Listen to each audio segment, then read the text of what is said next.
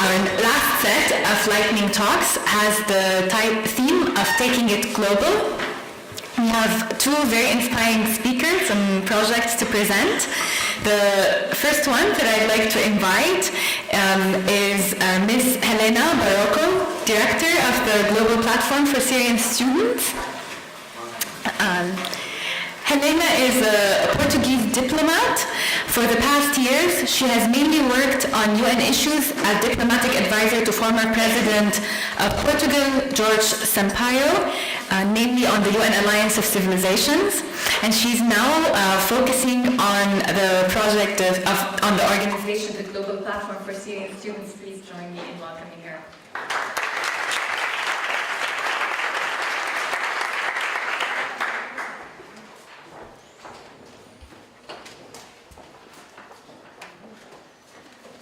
Good afternoon, everyone. Thank you so much for Maya for inviting the Global Platform to be here present, and thank you as well for these very inspiring dialogues over morning, and for this delicious meal that we have just had. So I would like to ask to have the video to start with, to make the conversation real global.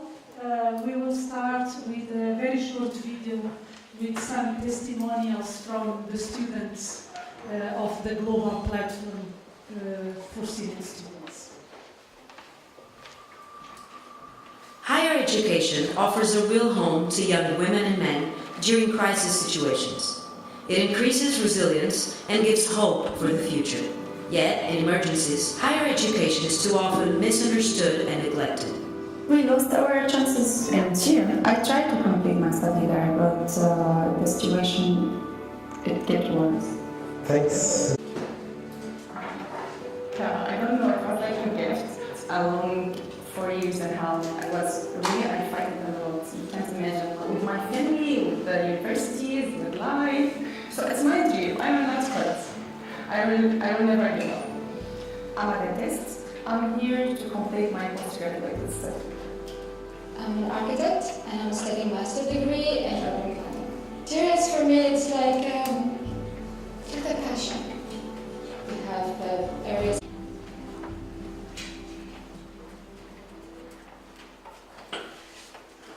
Okay, so these are some testimonials from students who joined the Global Platform for Syrian Students.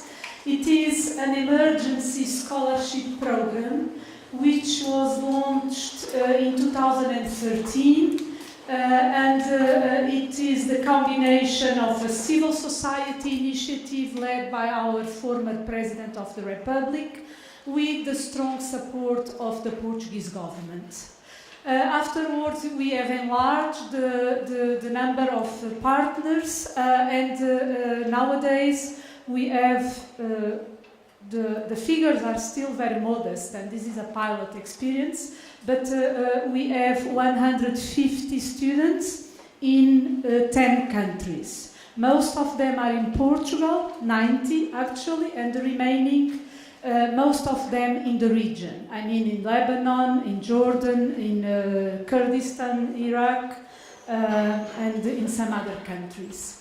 What I think it's important with our initiative is that we proposed to those who have been selected a whole package of services. And this package included transportation from where they were, and 1/3 are coming from Syria, the visa issue, the admission to the university, the follow-up during their studies, and the most rewarding thing is that this year, from now until September, we will have the first 18 students graduated during the war with this program.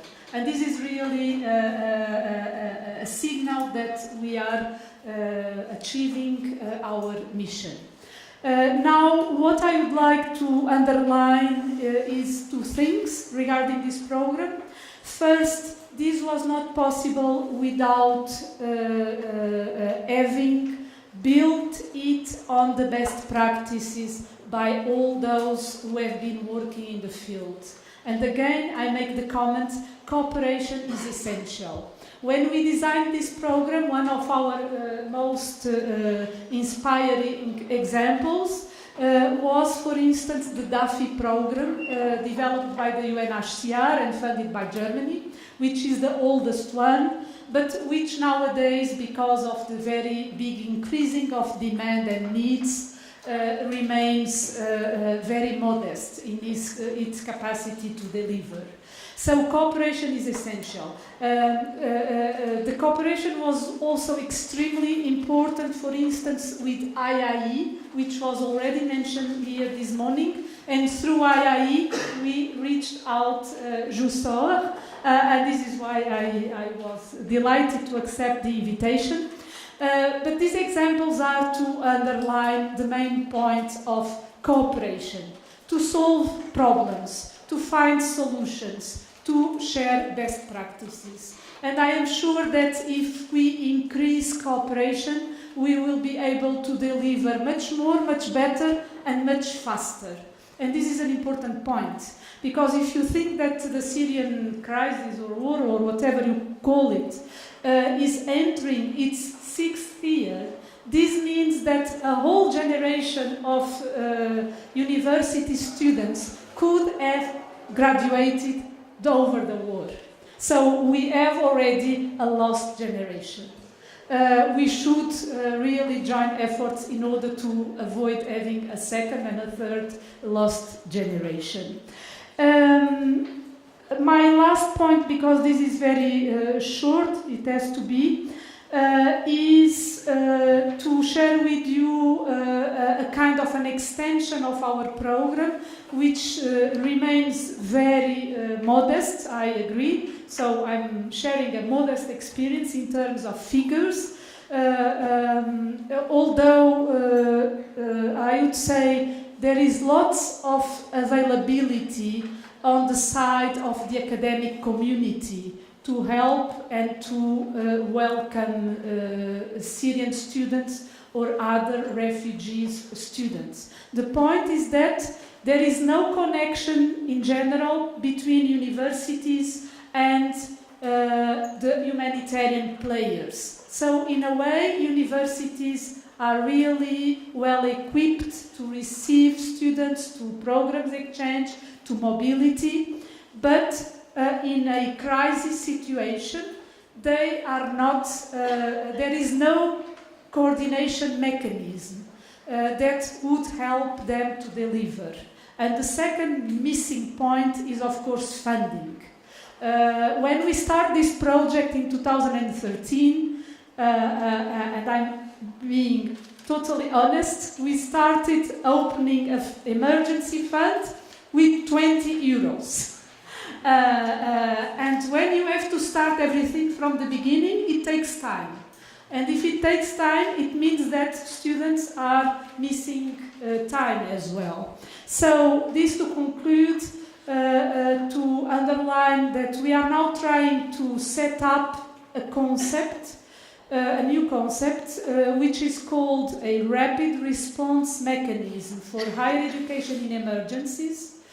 If we are successful, it means that we would create a kind of a permanent mechanism which will allow to take any refugees or students affected by crisis in a shorter period, and therefore to deliver better, more and faster, what we think should be our common goal.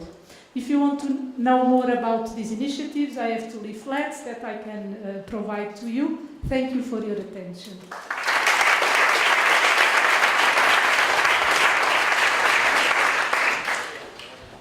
Would anyone like to ask any questions to Helena at this moment? I think we were running out of time.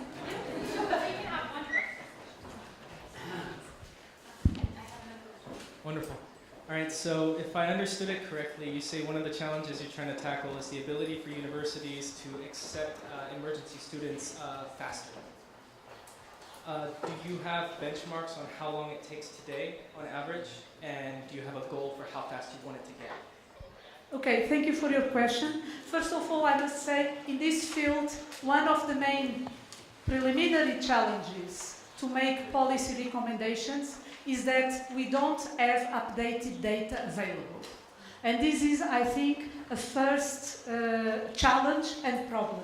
Because when it comes to show that you have thousands of students waiting for an academic opportunity, when you have universities available, etc., it's very difficult to show it with accurate figures because there is a lack of information about the situation, not only in relation to Syrians, but to Iraqis, to Yemenis, to all the other previous crises.